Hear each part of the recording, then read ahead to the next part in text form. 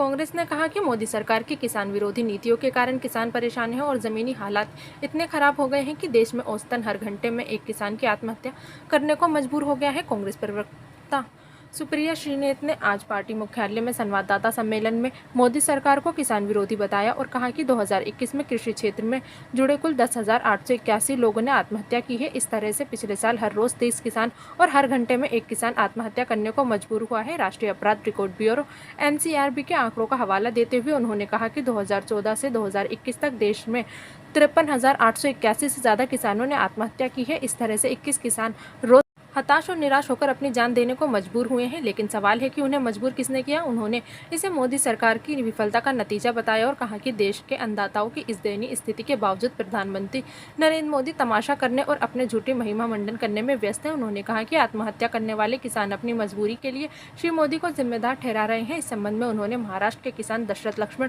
केदारी का जिक्र किया और कहा कि पुणे के इस किसान ने आत्महत्या की है और अपने आत्महत्या नोट में उसने श्री मोदी की निष्क्रियता को अपनी आत्महत्या की वजह बताया है और कहा कि उनके कारण वे जान देने को मजबूर है। उन्होंने कहा कि किसान की आत्महत्या का यह पहला अंतिम मामला नहीं है। मोदी सरकार की विफलता के कारण लगातार इस तरह की घटनाएं हो रही हैं।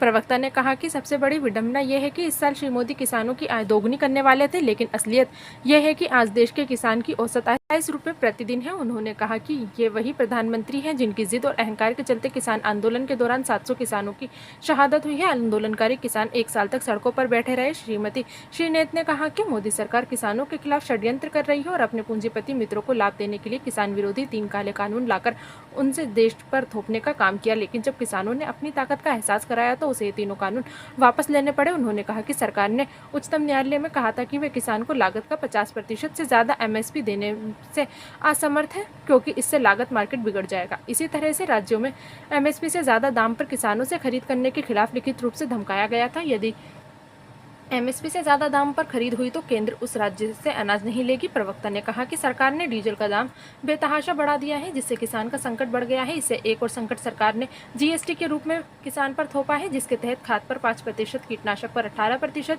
कृषि उपकरणों पर 12% और ट्रैक्टर 18% GST लगाकर खेती की लागत को 25,000 रुपये प्रति हेक्टेयर पर किसानों को लूटा जा रहा है। उन्होंने कहा कि आश्चर्य की बात यह है कि किसानों के हितैषी होने का नाटक करने वाली इस सरकार ने कृषि बजट का प्रतिकूल बजट में कम कर दिया है।